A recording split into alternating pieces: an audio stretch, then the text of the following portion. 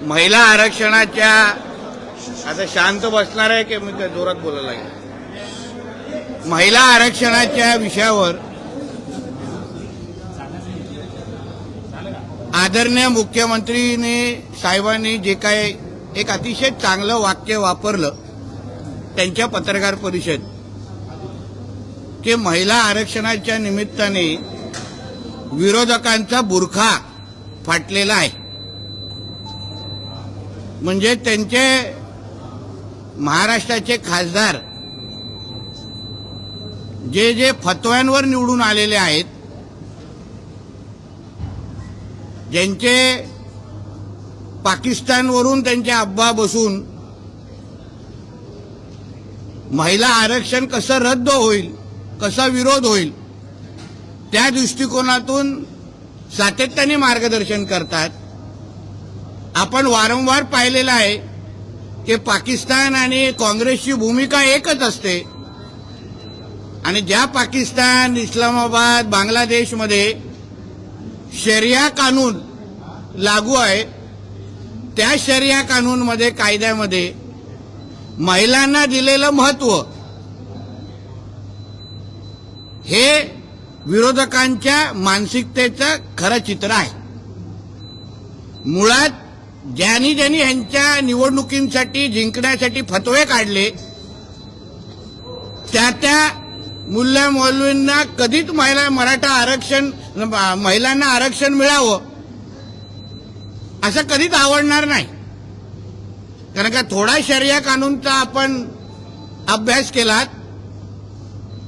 तर महिलांना मिळालेले अधिकार ह्याचीच भूमिका आणि आत्ता घेतलेल्या विरोधकांची भूमिका त्याच्यामध्ये साम्य आहे। आणि म्हणून यांनी कितीही आपल्या पाकिस्तानमध्ये बसलेल्या अब्बांना खुश करण्याचा प्रयत्न केला महिला आरक्षणाला विरोध करून, तरीही एनडीए आणि आमच्या पंतप्रधान नरेंद्र मोदी साहेबांच्या नेतृत्वात असलेलं आमचं केंद्र सरकार हे आमच्या माता भगिनींना निश्चित पद्धतीने महिला आरक्षणाचं विधेयक आणून न्याय देतील, अधिकार देतील।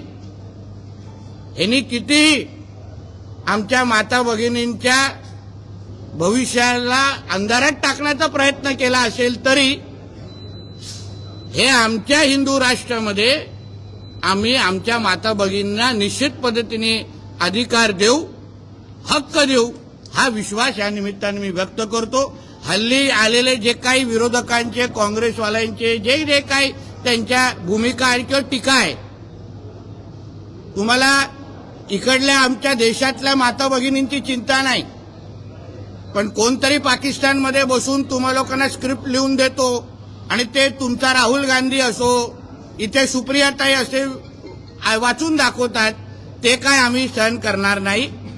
यासाठी जी लढाई रस्त्यावरची लढायची आहे ती निश्चित पद्धतीने काल जसं मुंबईतला एक विराट मोर्चा निघाला त्याच पद्धतीने महाराष्ट्राच्या सगळ्या माता भगिनींसाठी आम्ही त्यांचे भाऊ म्हणून निश्चित पद्धतीने उभे राहू आणि त्यांना ताकद देऊ।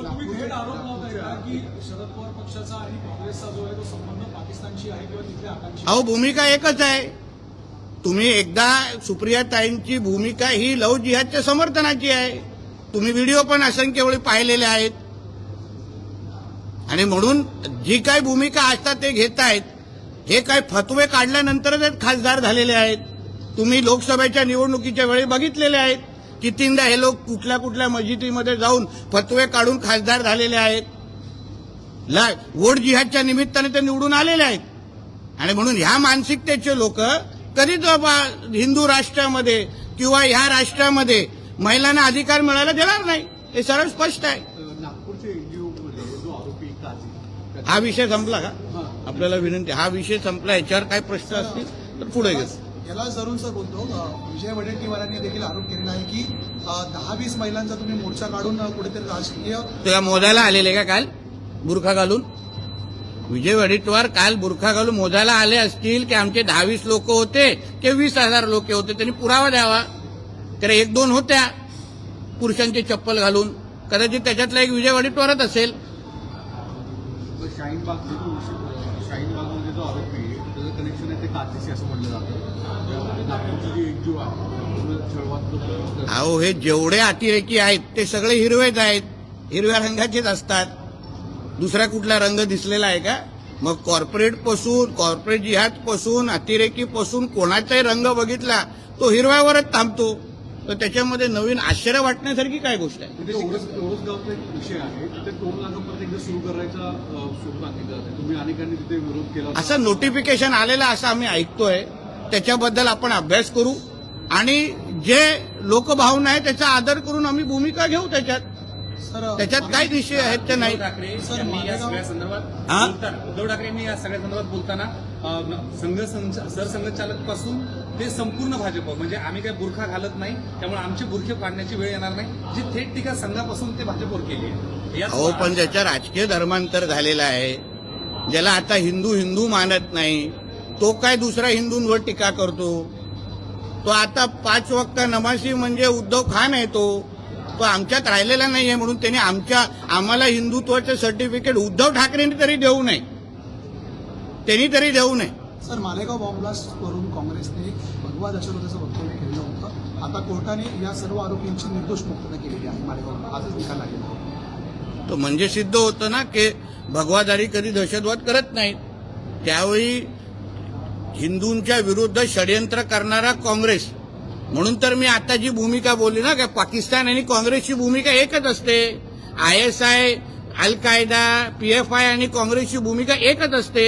जे इस्लाम राष्ट्र शरिया कानून मानतात त्यांची आणि काँग्रेसची भूमिका एकच असते. आणि म्हणूनच ते हे लोक महिला आरक्षणाला विरोध करतायत. कारण का त्यांच्या कधीतरी आपण कुराण उघडून पाहिलं तर तिथे कळेल महिलांना किती महत्व, काय महत्व आहे. मग त्याच्यावरून कळेल काँग्रेस आणि जे त्यांचे इंडिया अलायन्सचे साथीदार आहेत ते या महिला आरक्षणाला का विरोध करतायत. हे सगळं शरिया कानूनातूनच कळतं, ज्याचे हे लोक मानकरी आहेत. पुण्यामध्ये देखील एका मल्टीनॅशनल कंपनीमध्ये तिथली विश्रांती कक्ष आहे त्याचा वापर एका धार्मिक उद्देशाने केला जातो. आता हे कॉर्पोरेट जिहादच्या निमित्ताने असंख्य जागी जिथे जिथे ह्या गोष्टी होत आहेत, आम्हाला एक समाधान वाटतंय की त्या कॉर्पोरेटमध्ये होणारा जो जिहाद आहे त्या संबंधित आता माता भगिनी असो किंवा जे पीडित ते बाहेर येऊन बोलायला लागलेले आहे. हाच तर आमच्या हिंदुत्ववादी सरकारचं खरं यश आहे. आमच्या मुख्यमंत्र्यांवर असलेला विश्वास आहे. बोलल्यावर आम्हाला न्याय भेटतो.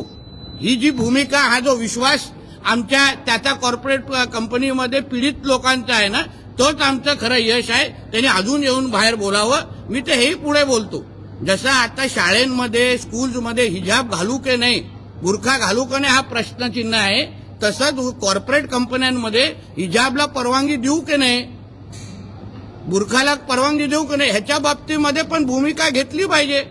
कारण का नेमकं आपण हिजाब घालायला देतो, बुरखा घालायला देतो, त्याच्यामुळे बाकीच्या लोकांना पण बुरखा घालण्याची जे काही जबरदस्ती चालू आहे ना ते त्या निमित्ताने बंद करावं. नाहीतर आम्ही आता लेन्स कार्ड सारख्या कंपनीमध्ये टिकायला परवानगी नाहीये, मग बुरखाला काय तिथे, मग बुरखाला पण बॅन करा सगळीकडे. कॉर्पोरेट कंपनीमध्ये बुरखा घालू नये ही अशी भूमिका घेण्याची वेळ आलेली आहे. सर, काल नाशिक नंतर पुण्यात देखील काही मल्टीनॅशनल कंपनीजमध्ये उद्धव ठाकरे परत एकदा उद्योगवान असतील असं सांगितलं हा? जातं. उद्धव ठाकरे हे विधान परिषदेसाठी परत एकदा इच्छुक आहेत. तर लाचारच माणूस आहे. यामुळे उद्या तुझ्या गावाच्या सरपंच पदासाठी पण उद्धव ठाकरे इच्छुक होईल. तो लाचारच आहे. त्याच्यामध्ये नवीन काय आहे? अहो तुम्हाला माहिती असेल तेव्हा त्यांचं सरकार पडलं तेव्हा ह्याच लाचारांनी सांगितलेलं ना की मी विधान परिषदेचं पण राजीनामा देऊ. कुठे गेला राजीनामा? आता नाक घसटत सगळीकडे फिरेल. आमच्या फडणवीस साहेबांना लपून फोन करणार, बाकीच्या लोकांना कुठेही फिरेल. आता तो कुठेही फिरेल. म्हणजे उद्या विधान परिषदेनंतर आता सरपंच पद येतात, आता ग्रामपंचायती निवडणुका, तिथे पण उद्धव ठाकरे इच्छुक. हिंदी में बताइए कि आज देखिए, महिला आरक्षण के बारे में जो कोई इंडिया अलायंस और कांग्रेस की भूमिका है, जैसे हमारे आदरणीय मुख्यमंत्री जी ने कहा कि महिला रिजर्वेशन के बारे में इनका बुरखा फट गया है, वो बहुत सही जवाब है. क्योंकि ये जिनके फतवे के निकालने के वजह से इनके जो सांसद चुन के आए हैं, इनको लोकसभा के वक्त फतवा इनके लिए निकला तभी जाके सांसद बन के चुन के आए हैं वोट जिहाद के नाम पे. वो इनके पाकिस्तान में बैठे हुए अब्बा जिनके इस्लामिक देशों में शरिया कानून लागू है, वो इनको कभी हमारे हिंदू राष्ट्र के महिलाओं को कभी भी आरक्षण मिलने देंगे नहीं, क्योंकि ये शरिया कानून मानने वाले लोग हैं। जो इस्लामिक राष्ट्र में शरिया कानून माना जाता है और वो शरिया कानून का थोड़ा आपने स्टडी किया तो उसमें महिलाओं को क्या दर्जा दिया है, क्या स्टेटस दिया है, उससे मालूम पड़ेगा कि कांग्रेस और इंडिया अलायंस की भूमिका और पाकिस्तान की भूमिका में कुछ फर्क नहीं है। और इसके वजह से इन्होंने जो ली हुई भूमिका है वो पाकिस्तान में बैठे हुए अब्बा को खुश करने के लिए है, मगर हम हमारे देश के सभी बहनों को विश्वास दिलाना चाहते हैं कि हमारे नरेंद्र मोदी जी की सरकार, एनडीए की सरकार, ये आने वाले वक्त ताकत से और ज्यादा ताकत से ये महिला रिजर्वेशन बिल लेके आएंगे और सभी हमारे माता बहनों को हम उनका हक दिला के रहेंगे। नासिक के बाद जिस तरीके से पुणे में भी कॉरपोरेट कल्चर में ऐसा देखा गया है कि स्पेस को वहां पर स्पेशल एक धर्म के लिए वहां पर नमाज तो फिर महाआरती के लिए भी जगह दे दो ना हमको। हम भी भगवान को मानने वाले हैं। आपको एक ही धर्मों को के लिए कॉरपोरेट सेक्टर में बढ़ावा दे ऐसा उनके बायलॉज में लिखा है क्या? जैसे आप टीका अलाउ करते नहीं है, रुद्राक्ष अलाउ करते नहीं है, वैसे हिजाब और बुर्का क्यों अलाउ होता है कॉर्पोरेट सेक्टर में? वो भी बैन हो जाना चाहिए। एक धर्म, अगर बहुत सारे लोग टेप रिकॉर्डर चलाते हैं, सर्वधर्म समभाव, भाईचारा, गंगा जमुना तहजीब, फिर गंगा जमुना तहजीब कॉर्पोरेट सेक्टर में नहीं है क्या? फिर सिर्फ बुर्का डालने के लिए क्यों परवानगी है? वहां पे टीका क्यों अलाउ नहीं है? इसलिए जैसे स्कूल और कॉलेज में हिजाब और बुर्का का परमिशन मिलना चाहिए कि नहीं, वो एक भूमिका है, वैसे कॉर्पोरेट सेक्टर ने भी हिजाब और बुर्का को बैन करना चाहिए, ऐसी सबकी भूमिका आ रही है।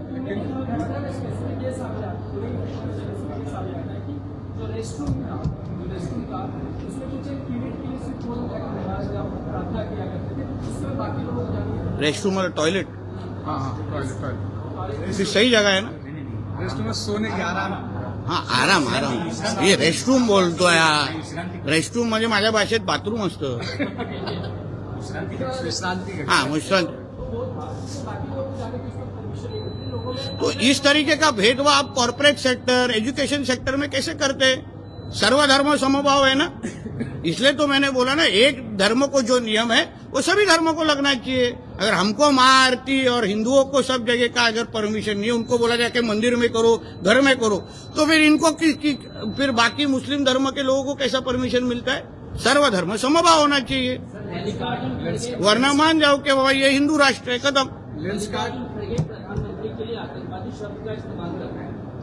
वो शायद राहुल गांधी का नाम लेना होगा, प्रधानमंत्री जी का गलती से नाम निकल गया। तो हमारे देश में एक ही आतंकवादी है, उसका नाम है राहुल गांधी, जो पूरा पाकिस्तान की भाषा बोलता है। अरे बाबा काय रे, जरा शेवट करा, मला जायचं। लेंस कार्ड को लेकर मंत्री साहेब थांबलेत। लेंस कार्ड को लेकर के और किस तो तरीके से इस विवाद अलावा रोक लगाई है, लेकिन हिजाब को रोक नहीं लगाई है। लेंस कार्ड के इस गाइडलाइंस को आप किस तरह से अभी लेंस कार्ड को कितने दूसरों को आंखों का इलाज, वो लोग दूसरों को आंखें का इलाज करते हैं। कंपनी चलाने वालों को अगर अपने खुद की आंख की चिंता नहीं होगी तो इस तरीके के फतवे निकालने चाहिए। फिर उनके भी आंखों के बारे में हमको चिंता करनी पड़ेगी, लेंस कार्ड चलाने वालों की। फिर वो भी कैसा लेंस लगाते हम लोग देखते। Thank you. चल शेवट खालती बसलाय म्हणून